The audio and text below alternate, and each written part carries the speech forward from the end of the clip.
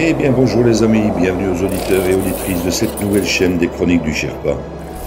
Comme vous allez le comprendre ici, nous allons faire non pas un retour vers le futur, mais bien un retour vers le passé, telle la machine du projet Looking Glass, afin de reprendre les événements en 2020 pour remonter l'actualité vers 2025.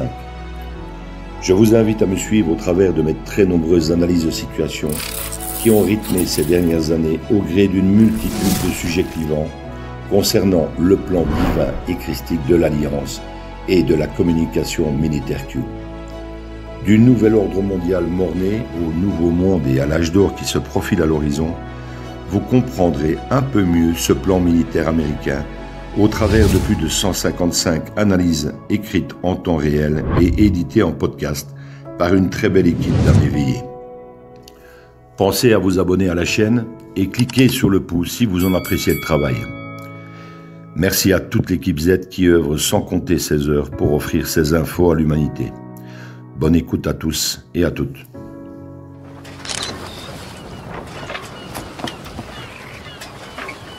Where we go one, we go all.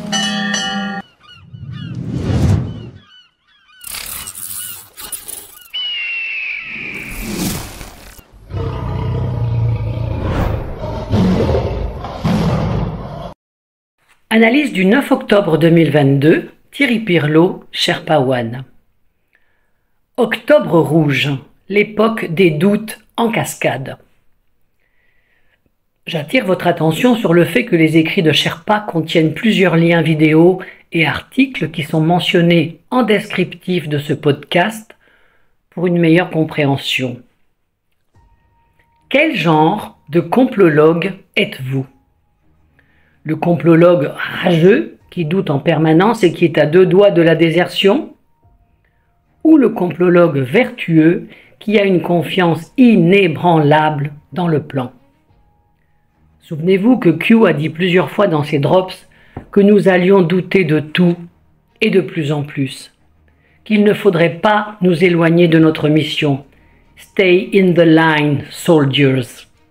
Ni écouter les faux prophètes, entendez, l'opposition contrôlée qui fait rage en France. Jusqu'à quel point le plan nous fera-t-il douter ? Jusqu'au grand réveil, the Great Awakening. Les vrais anons auront la foi jusqu'au bout et les amateurs s'en iront en cours de route pour rejoindre le troupeau.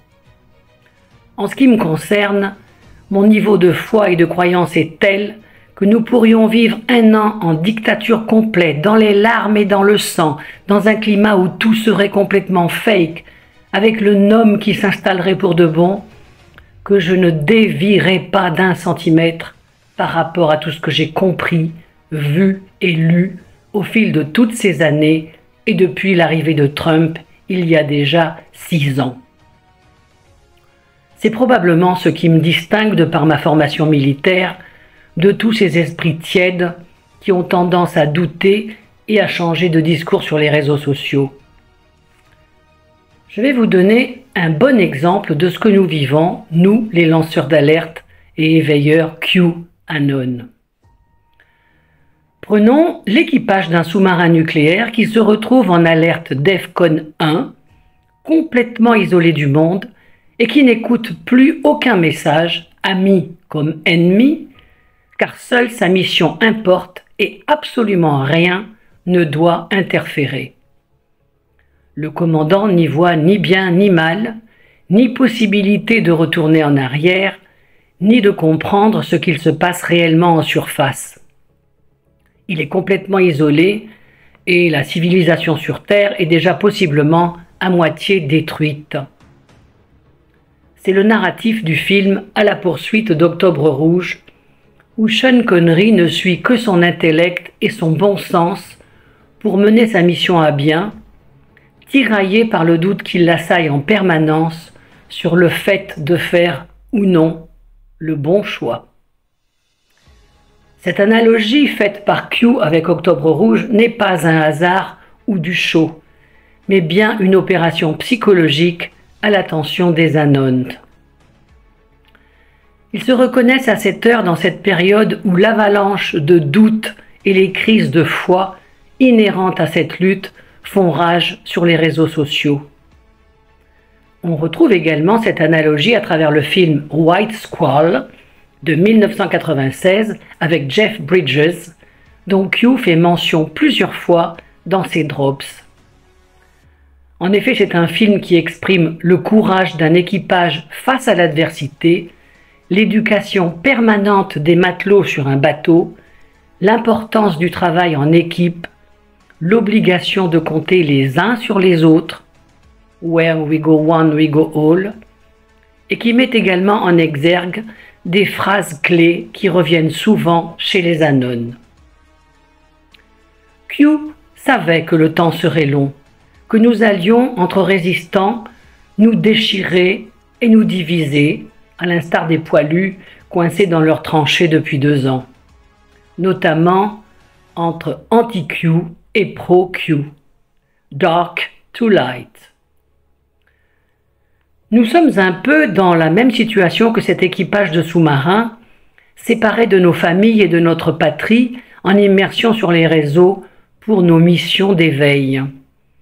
Nous avons appris, avec le temps, à avoir confiance dans cette histoire et dans les chefs qui la dirigent, et pas un jour l'information reçue ne nous laisse croire le contraire. Mais nous sommes en mer depuis longtemps. Il faut donc nous remotiver régulièrement, et j'aime à croire que mes analyses concourent à ce travail de l'ombre. Il est mathématiquement impossible que tout ce que nous vivons et voyons soit dû au hasard. Comme déjà dit, le hasard et les coïncidences sont des inventions de la CIA. Nous ne sommes plus influencés depuis longtemps par les mainstream, ni maintenant par quelques youtubeurs, et encore moins par des retourneurs de Kazakh qui ne croient plus en rien. Ceux qui lâchent l'affaire aujourd'hui sont tout simplement en lutte contre leur propre peur. Ils n'ont ni le bon niveau informationnel, ni la capacité depuis toutes ces années à faire le tri entre infos de mainstream et de médias alternatifs. Donc, ils perdent patience et désertent le théâtre des opérations. Sauf que d'un sous-marin, il est impossible de s'échapper autrement que par le tube à torpille. Nous sommes également prisonniers de notre mission car même si nous retournons notre veste précisément maintenant, nous sommes perdus en mer pour nos amis et nos familles, sauf évidemment si nous faisons amende honorable en leur demandant de pardonner nos égarements. Dans mon cas, il n'en est pas question une seconde. D'une part, parce que j'ai une totale confiance dans ma conception de cette alliance, et d'autre part, parce que tout me donne raison depuis le début, que ce soit d'un point de vue sanitaire ou géopolitique. J'ai donc confiance en moi, et c'est cela qui manque à de nombreux Anones qui ont tout simplement peur de passer pour des cons face à leur entourage. Désolé. Mais ce n'est malheureusement pas donné à tout le monde de comprendre toute cette histoire et de lui donner crédit à 100%. Mais soyez sûrs d'une chose, si le nouvel ordre mondial est réellement aux commandes, sans aucun pare-feu ni alliance devant lui, le fait ou pas d'avoir eu tort de croire à cette incroyable histoire n'aura bientôt plus aucune importance comparé à la violence de ce qui nous attend dans ce cas. Tout ce qui peut arriver de bien ou de mal actuellement dans la société a un but, et il est sous contrôle. C'est seulement à la fin que nous comprendrons tous les tenants et les aboutissants qui nous échappent encore et qui nous font douter de l'ensemble de cette opération militaire.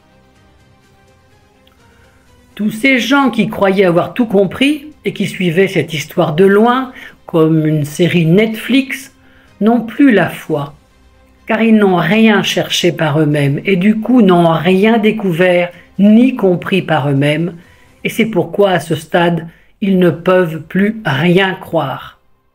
Ils pêchent par orgueil et par fainéantise et ne font que geindre. Ils ne pigent pas la complexité du plan et son objectif final, et encore moins les techniques mises en œuvre par l'Alliance.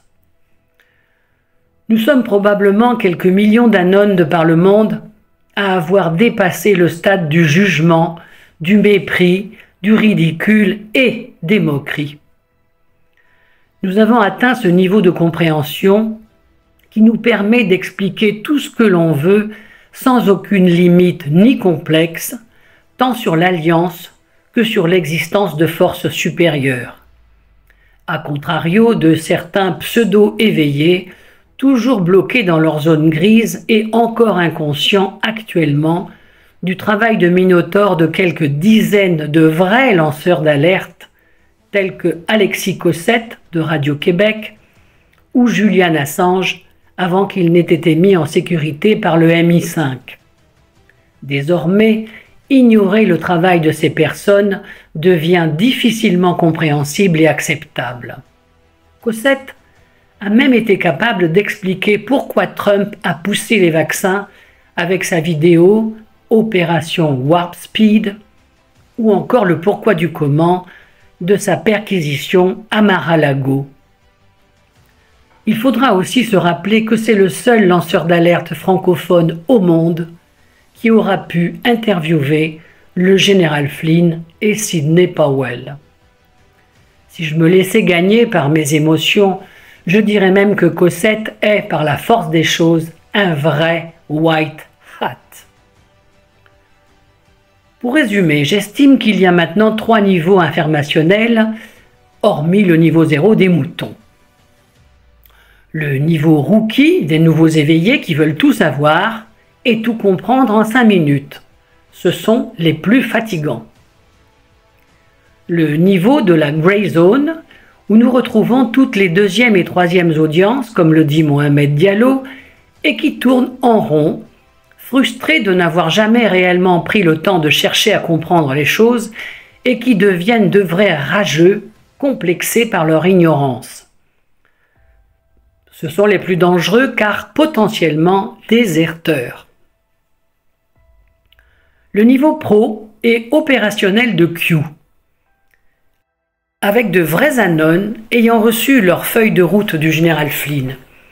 Ils exécutent leur mission de soldats numériques sans se poser 1001 questions, ni remettre en cause chaque étape du narratif de l'Alliance, en venant pleurer au PC tactique pour dire que c'est trop long et trop injuste. Cette 3e catégorie a visionné des centaines de vidéos, lu des milliers d'articles et des dizaines de livres. Ce travail ne peut être récupéré que par de nouveaux anones extrêmement motivés. Autour de moi et parmi plus de 700 éveillés d'un groupe local de citoyens résistants du sud de la Belgique, je n'en compte qu'une dizaine ayant fait ces démarches sur le tard et depuis le tout début afin de tout recontrôler par eux-mêmes. Nous sommes dans une guerre mondiale asymétrique de l'information dans laquelle notre clavier, notre intellect et notre motivation à partager de façon compulsive ont remplacé le bon vieux fusil automatique.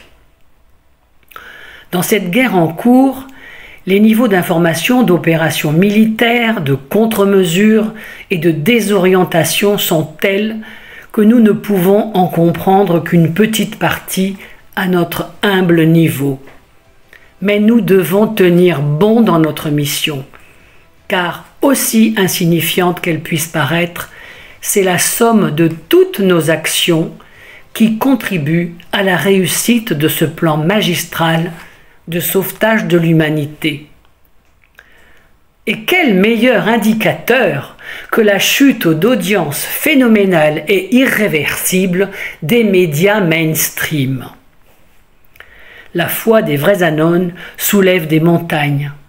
Mais le doute permanent de ces nouveaux déserteurs et retourneurs de veste ne sert aucunement le plan.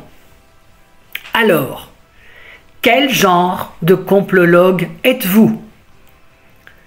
Notre chance est que ce plan est divin et quantique et voire peut-être non humain. Nous avions déjà une vision de la société entre vax et non-vax, et nous nous retrouvons à présent avec une nouvelle séparation entre résistants, mais qui n'est d'autre in fine qu'un écrémage en règle. Dieu reconnaîtra les siens et la conscience quantique Palantis, si elle existe, fera le reste. Prenez soin de vous. The best is yet to come. Sherpa One.